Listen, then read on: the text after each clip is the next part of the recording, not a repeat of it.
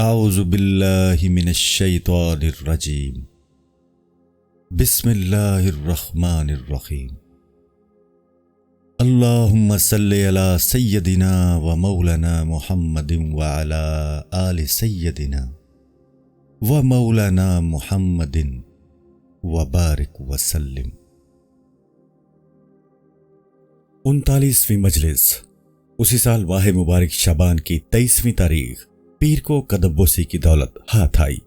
بندے کو مخدوم کے مریدوں میں سے ایک شخص نے دیوگیر یعنی دولت آباد میں 3 ششگانی جیتل ایک سکہ دیے تھے اور کہا تھا کہ انہیں مخدوم جہانیہ کی خدمت میں پہنچا دینا اور میرے لیے دعا کو کہنا۔ بندے نے ان کی وصیت کے مطابق یہ 3 جیتل لے جا کر پیش کیے اور کیفیت سنائی۔ خواجہ ذکر اللہ بالخیر نے خدا اپنے دستے مبارک سے وہ 3 جیتل لے کر سامنے رکھ لیے اور اس کے بعد حکایت بیان فرمائی کہ شیخ شہاب الدین سہروردی قدس اللہ سر العزیز ایک دفعہ سفر حج سے واپس آئے ہوئے تھے اور اہل بغداد ان کی خدمت میں حاضر تھے۔ ہر ایک نقد اور جنس کی صورت میں کوئی نظر لایا۔ اس درمیان ایک بڑھیا آئی اور اپنی پرانی چادر کی گرہ کھولی اور 1 درم سامنے رکھا۔ شیخ شہاب الدین نے وہ 1 درم اٹھا لیا اور ان سب تحفوں اور ہدیوں کے اوپر رکھ دیا۔ پھر جو بھی لوگ حاضر تھے ان سے فرمایا کہ ان نذرانوں اور تحفوں میں تم لوگ جو چاہو اٹھا لو۔ ہر شخص اٹھا اور نقدی اور تھیلی اور اچھا سامان لینے لگا۔ شیخ جلال الدین تبریزی طیب اللہ سرا حاضر تھے، ان کو بھی اشارہ کیا کہ آپ بھی کوئی چیز لے لیں۔ شیخ جلال الدین اٹھے اور وہ 1 درم جو بڑھیا لائی تھی لے لیا۔ شیخ شہاب الدین نے جب یہ دیکھا تو فرمایا کہ آپ تو سب کچھ لے گئے۔ اس بات پر بندے نے عرض کی کہ شیخ جلال الدین کیا شیخ شہاب الدین کے مرید تھے؟ فرمایا نہیں، وہ شیخ ابو سعید تبریزی کے مرید تھے۔ جب ان کے پیر پردہ کر گئے تو وہ شیخ شہاب الدین کے پاس آ گئے اور ایسی خدمتیں کی کہ کسی غلام اور مرید کو میسر نہیں ہوتی۔ یہاں تک کہا جاتا ہے کہ شیخ شہاب الدین رحمۃ اللہ علیہ ہر سال بغداد سے سفر حج کو جاتے۔ وہ بوڑھے اور کمزور ہو گئے تھے، ان کے لیے جو توشہ ساتھ لے جاتے وہ بڑھاپے کی وجہ سے ان کے مزاج کے موافق نہ ہوتا۔ ٹھنڈا کھانا ان کے مزاج کے موافق نہ آتا تھا۔ شیخ جلال الدین تبریزی یہ ترکیب کرتے کہ چولہا اور پتیلی سر پر لیے پھرتے اور اس میں آگ اس طرح جلاتے کہ ان کا نہ جلے، اور شیخ جس وقت بھی کھانا مانگتے گرم کھانا ان کے سامنے پیش کرتے۔ یہاں سے شیخ ابو سعید تبریزی قدس اللہ سر العزیز کی بزرگی کا تذکرہ فرمایا، جو شیخ جلال الدین کے پیر تھے کہ بڑے بزرگ پیر تھے اور زبردست تارے کی دنیا، چنانچہ زیادہ تر وقت فاقے میں گزرتا اور کسی سے کوئی چیز نہ لیتے۔ یہاں تک ہوا کہ 3 روز تک ان کی خانقاہ میں کوئی کھانا نہیں تھا۔ وہ اور ان کے مرید خربوزے اور تربوز سے افطار کرتے اور گزر بسر کرتے۔ یہ خبر اس شہر کے والی یعنی حاکم کو ہوئی۔ بولا کہ چونکہ وہ ہماری کوئی چیز قبول نہیں کرتے اس لیے نقد لے جاؤ اور شیخ کے خادم کو پیش کر دو، اور خادم سے کہا کہ تھوڑا تھوڑا کر کے خرچ کرتا رہے اور یہ بات شیخ کو نہ بتائے۔ چنانچہ ایک حاجب ADC یا سیکٹری آیا اور خادم کو نقدی پہنچا کر تاکید کر دی کہ جس طرح مصلحت دیکھو خرچ کرنا اور شیخ کو نہ بتانا کہ یہ کہاں سے آئی ہے۔ القصہ جب نقدی آئی اور خرچ شروع ہوا تو اس روز شیخ کو طاعت میں وہ ذوق و راحت نہ ملی جو ملا کرتی تھی۔ انہوں نے خادم کو بلایا اور پوچھا کہ تم یہ خرچ کہاں سے کر رہے ہو؟ خادم کو چھپانا بن نہ پڑا، ساری بات کہہ دی۔ شیخ نے فرمایا کہ جو شخص یہ نقدی لایا تھا کیسے آیا تھا اور اس کے قدم کہاں کہاں پہنچے تھے؟ اشارے سے بتایا گیا کہ اس طرح آیا تھا اور اس طرح قدم رکھے تھے۔ ارشاد ہوا کہ جہاں جہاں اس کا قدم پڑا ہے وہاں کی زمین کھودی جائے۔ چنانچہ مٹی کھودی گئی اور نکال کر پھینک دی گئی اور پھر اس خادم کو اس نقدی کے ساتھ خانقاہ سے باہر نکال دیا۔ شیخ ابو سعید تبریزی کے ترک کا حال اس طرح بیان فرمایا، مگر ارشاد ہوا کہ شیخ شہاب الدین کے پاس بہت نذرانے آتے تھے اور وہ انہیں اسی طرح خرچ بھی کر ڈالتے تھے۔ جب ان کی وفات کا وقت آیا تو ان کا ایک لڑکا 30 سال کا تھا جس کا نام عماد تھا۔ اس کے حال کو شیخ کے حال سے کوئی نسبت نہیں تھی۔ اس نے آ کر خادم سے خزانے کی کنجی مانگنی شروع کی۔ خادم نے اس میں تامل کیا کہ بھلا یہ اس کا کون سا وقت ہے۔ شیخ نزا کی حالت میں تھے کہ بات ان کے کان تک پہنچی۔ ارشاد ہوا کہ کنجی اسے دے دو۔ لڑکے نے کنجی لی اور خزانہ کھولا۔ 6 دینار سے زیادہ کچھ موجود نہ تھا، وہ بھی شیخ پر خرچ ہو گیا۔ 40वीं मजलिस। उसी साल माह मुबारक रमजान, उसकी बरकतें आम हो, की 4 तारीख जुमेरात को कदमबोसी की सादत तक रिसाई हुई। एक तालिब इल्म हाजिर हुआ। ख्वाजा ज़िक्रुल्लाह बिल खैर ने उसका हाल दरियाफ्त फरमाया। उसने जवाब दिया कि मैंने तालीम तो पूरी कर ली है, अब शाही महल में आना जाना शुरू किया है ताकि रोटी मिले और फरागत हासिल हो। जब वो वापस चला तो ख्वाजा ज़िक्रुल्लाह बिल खैर ने ये 2 मिसरे जुबान मुबारक से इरशाद फरमाए, कैफियत के इजहार के लिए तो शेर बड़ी पाकीज़ा और खरी चीज है, लेकिन हवस तक पहुंचे तो मस्खरापन है। फिर फरमाया कि शेर एक लतीफ चीज है, लेकिन जब इसके जरिए कसीदा ख्वानी करें और हर कसो नाकस तक ले जाएं तो ये सख्त बेज़ौकी भी है। और इल्म भी खुद अपनी जगह बहुत आला चीज है, लेकिन जब उसको रोजी का जरिया बनाए और दरवाजे दरवाजे फिरें तो उसकी इज्जत भी जाती रहती है। इसी दौरान मरीदों में से एक गुलाम लड़का हाजिर हुआ और एक हिंदू को अपने साथ लाया और अर्ज की कि ये मेरा भाई है। जब वो दोनों बैठ गए तो ख्वाजा ज़िक्रुल्लाह बिल खैर ने उस गुलाम से पूछा कि तुम्हारा ये भाई कुछ इस्लाम से भी रग़बत रखता है? उसने अर्ज किया कि इसको इसी बात के लिए मखदूम की खिदमत में लाया हूं कि मखदूम की नजर की बरकत से मुसलमान हो जाए। ख्वाजा ज़िक्रुल्लाह बिल खैर आंखों में आंसू भर लाए और इरशाद किया कि किसी के कहने से इस कौम का दिल नहीं बदला करता, अलबत्ता अगर किसी साले यानी नेक आदमी की सोहबत मिल जाए तो उम्मीद होती है कि उसकी बरकत से मुसलमान हो जाए। इसके बाद हिकायत बयान फरमाई कि जब खिलाफत हजरत उमर खत्ताब रज़ी अल्लाह अन्हो को मिली तो उनकी इराक के बादशाह से जंग हुई और इस जंग में इराक का बादशाह गिरफ्तार हो गया। उसको हजरत उमर रज़ी अल्लाह ताला अन्हो के सामने पेश किया गया। उन्होंने फरमाया कि अगर तू मुसलमान हो जाए तो मैं मुल्क इराक तुझे को बख्श देता हूं। उस बादशाह ने कहा कि मैं इस्लाम नहीं लाऊंगा। हजरत उमर रज़ी अल्लाह ताला अन्हो ने कहा, या इस्लाम या तलवार, अगर इस्लाम कबूल नहीं करेगा तो मैं तुझे कत्ल कर दूंगा। बादशाह ने कहा, कत्ल कर दो, मैं इस्लाम कबूल नहीं करता। हजरत उमर रज़ी अल्लाह ताला अन्हो ने तलवार लाने और जल्लाद को बुलाने का हुक्म दिया। वो बादशाह बहुत ही चालाक और समझदार था। जब उसने ये सूरत हाल देखी तो हजरत उमर रज़ी अल्लाह ताला अन्हो से मुखातिब होकर बोला कि मैं प्यासा हूं, मुझे पानी पिलाने का हुक्म दीजिए। हजरत उमर रज़ी अल्लाह ताला अन्हो ने पानी लाने का हुक्म दिया। पानी शीशे के बर्तन में डालकर लाया गया। बादशाह बोला कि मैं इस बर्तन में पानी नहीं पीऊंगा। हजरत उमर रज़ी अल्लाह ताला अन्हो ने कहा कि यह बादशाह रहा है, इसके लिए सोने चांदी के बर्तन में पानी डालकर लाओ। ऐसा ही किया गया। जब भी उसने पानी नहीं पिया और कहा कि मेरे लिए मिट्टी के बर्तन में पानी भरकर लाओ। चुनाचे मिट्टी के कूजे यानी आबखोरे में पानी भरकर उसके हाथ में दिया गया। उसने हजरत उमर रज़ी अल्लाह ताला अन्हो की तरफ रुख करके कहा कि मुझसे अहद कीजिए कि जब तक मैं ये पानी पी ना लूं मुझे कत्ल नहीं करेंगे। हजरत उमर रज़ी अल्लाह ताला अन्हो ने फरमाया, मैं वादा करता हूं कि जब तक तू ये पानी पी ना लेगा तुझे कत्ल नहीं करूंगा। उस बादशाह ने कूजा जमीन पर दे मारा, कूजा टूट गया और सारा पानी बह गया। उस वक्त हजरत उमर रज़ी अल्लाह ताला अन्हो से बोला कि मैंने ये पानी नहीं पिया है, आपने अहद किया था कि जब तक तू ये पानी पी ना ले तुझे कत्ल नहीं करूंगा, अब मेरे लिए अमान होनी चाहिए। हजरत उमर रज़ी अल्लाह ताला अन्हो उसकी चालाकी पर मुतअज्जब रह गए और उसको अमान देना मान लिया। उसके बाद उसे एक दोस्त के साथ कर दिया। वो दोस्त बहुत ही नेक और सलाहियत वाले थे।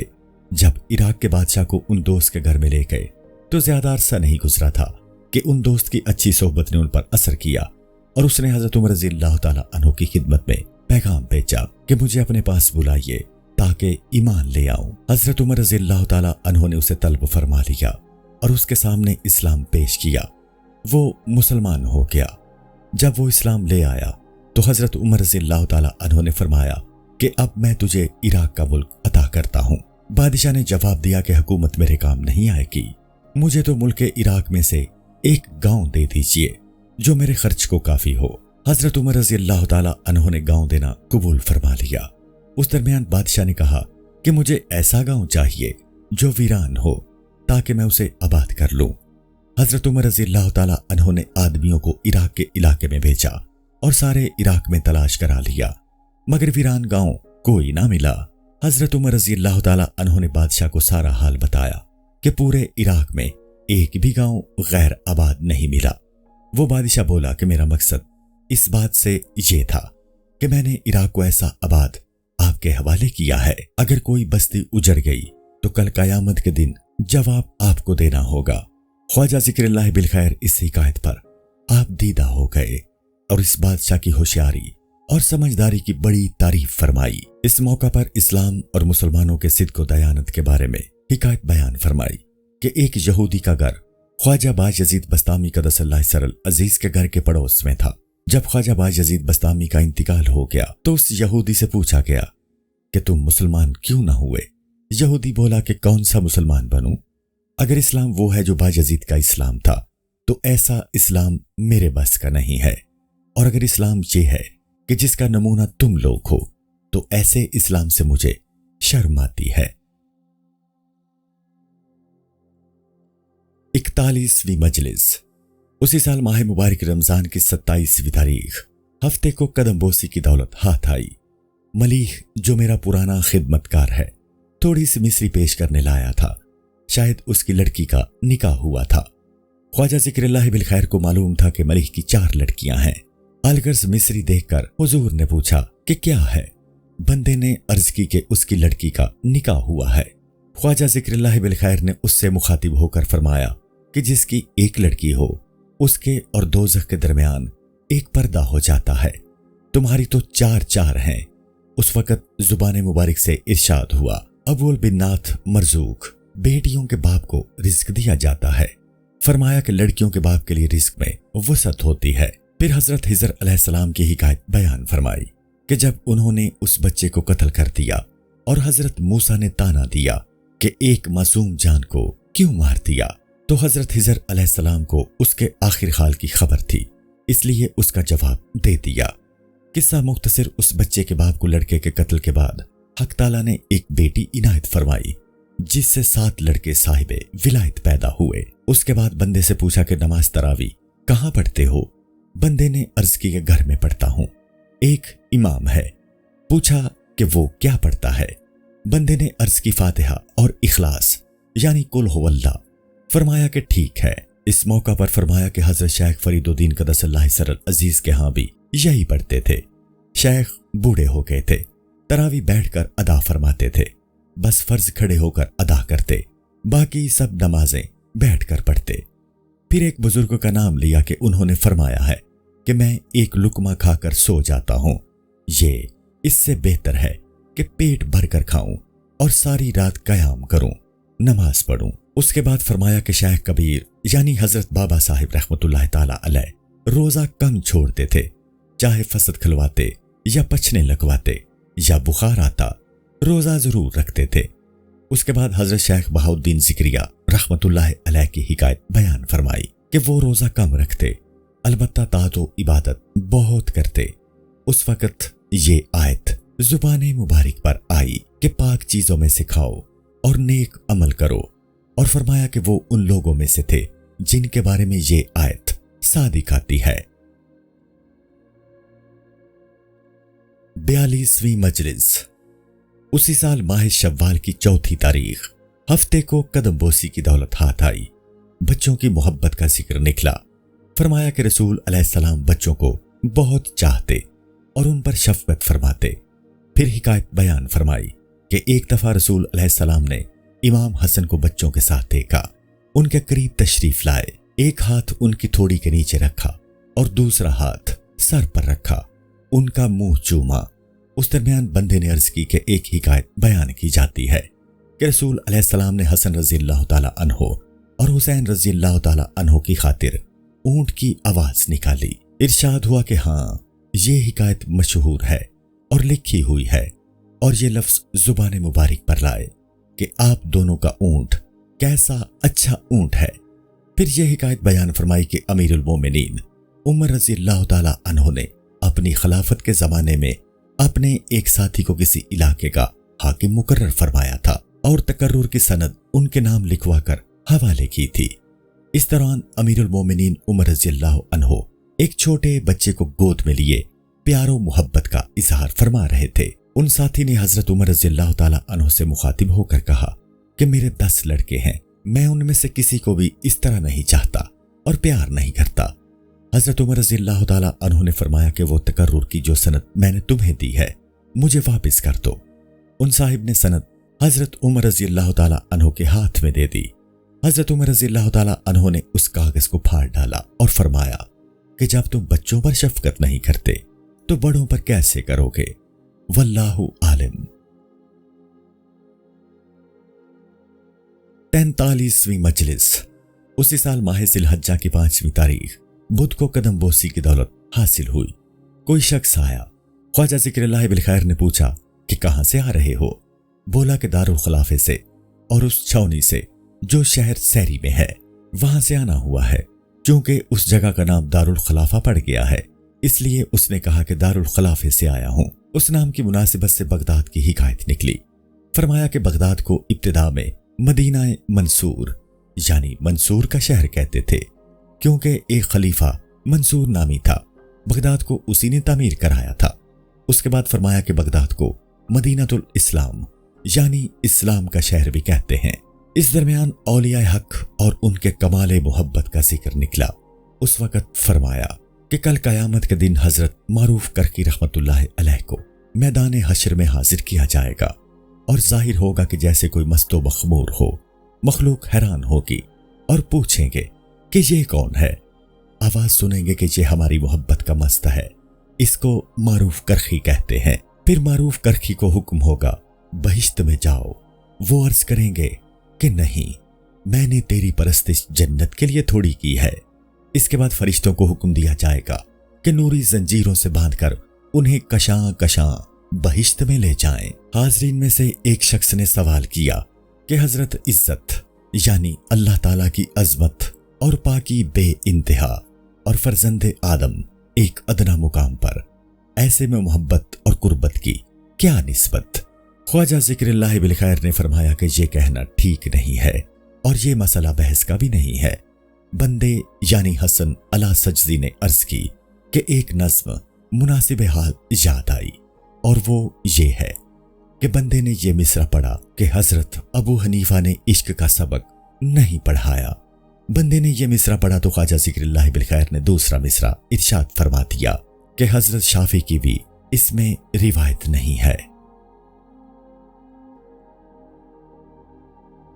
44वीं मजलिस।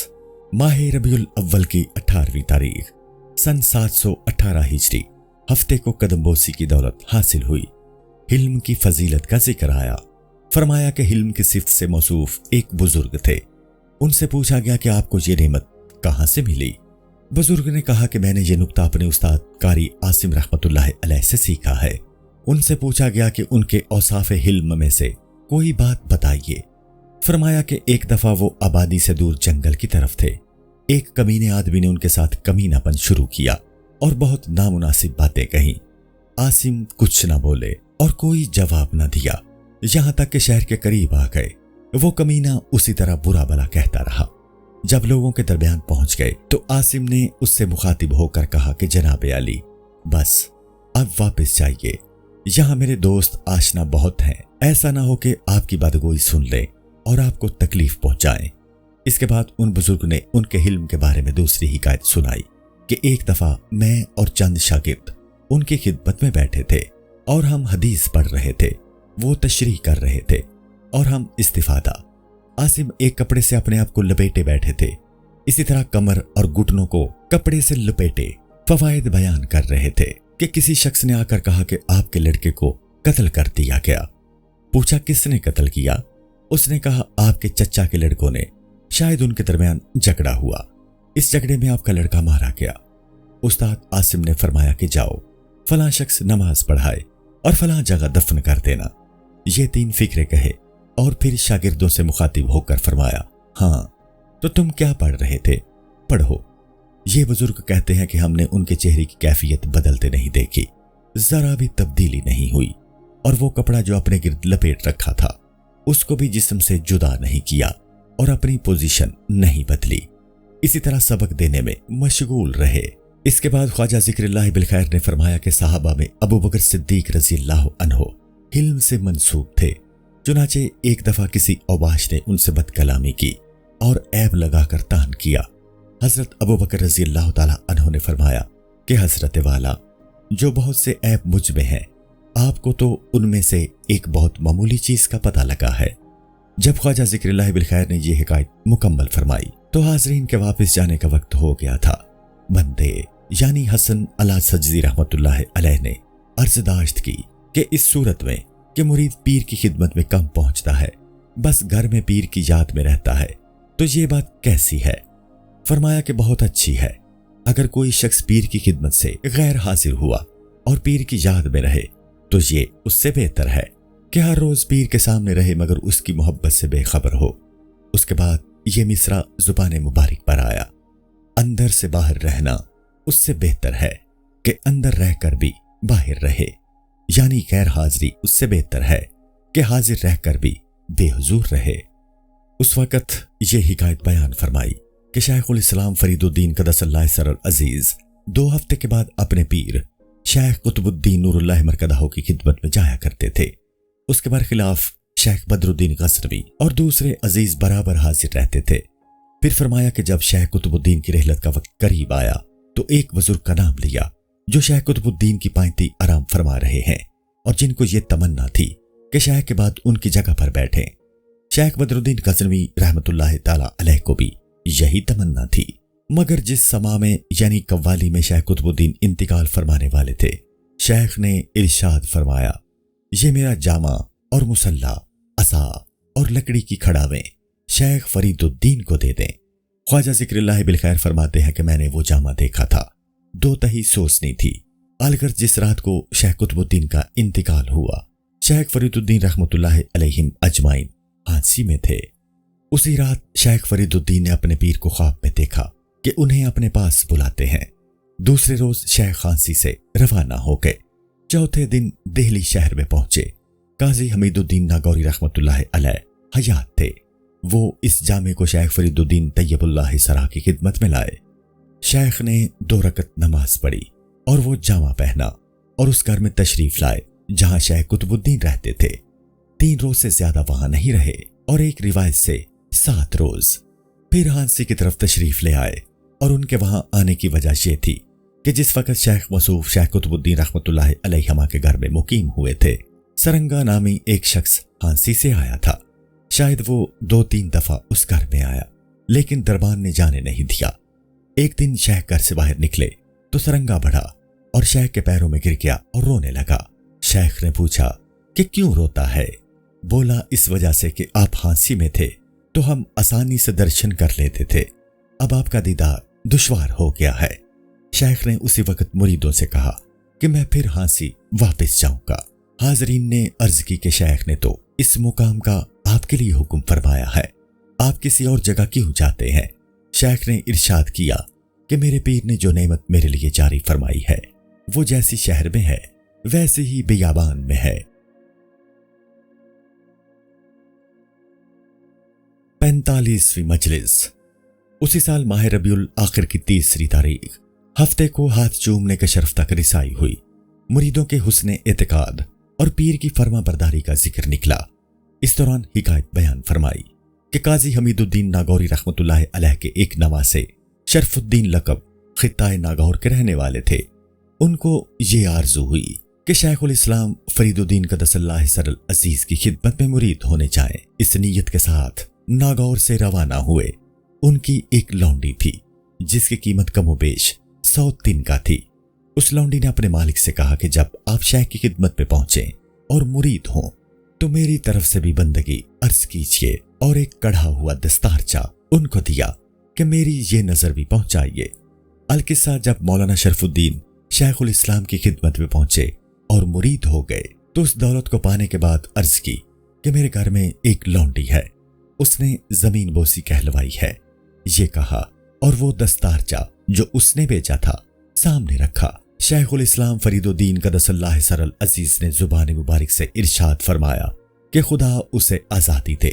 جب مولانا شرف الدین خدمت میں سے اٹھے تو خیال کیا کہ جب شیخ کی زبان مبارک سے یہ بات نکلی ہے تو حقیقت میں وہ لونڈی آزاد ہو جائے گی، لیکن یہ لونڈی ہے قیمتی، میں تو اسے آزاد کر نہیں سکتا، اس کو بیچ ڈالوں، شاید ایسا ہو کہ خریدنے والا اسے آزاد کر دے۔ جب یہ بات سوچی تو پھر یہ خیال بھی آیا کہ اگر یہ لونڈی کسی اور کے گھر میں آزاد ہوگی تو اس کا ثواب اسے ہوگا میں خود ہی آزاد کیوں نہ کر دوں۔ یہ نیت کر کے شاہ کی خدمت میں آئے اور عرض کی کہ میں نے اسے آزاد کر دیا۔ السلام علیکم۔ پوری کتاب دیکھنے کے لیے ہمارے یوٹیوب چینل صوفی سما کی پلے لسٹ میں جائیں۔ یہاں آپ کو مختلف بزرگوں کی کتابیں ملیں گی، اور جو کتاب پوری نہ ہوئی اس پر کام تیزی سے ہو رہا ہے اور ریگولر بیسس پر اپلوڈ ہوتی رہتی ہیں۔ آپ سے گزارش ہے کہ آپ ہمارے یوٹیوب چینل کو سبسکرائب کر لیں اور بیل نوٹیفیکیشن پر کلک کر لیں تاکہ ہماری آنے والی کتابیں آپ کو ملتی رہیں۔ جزاک اللہ خیر۔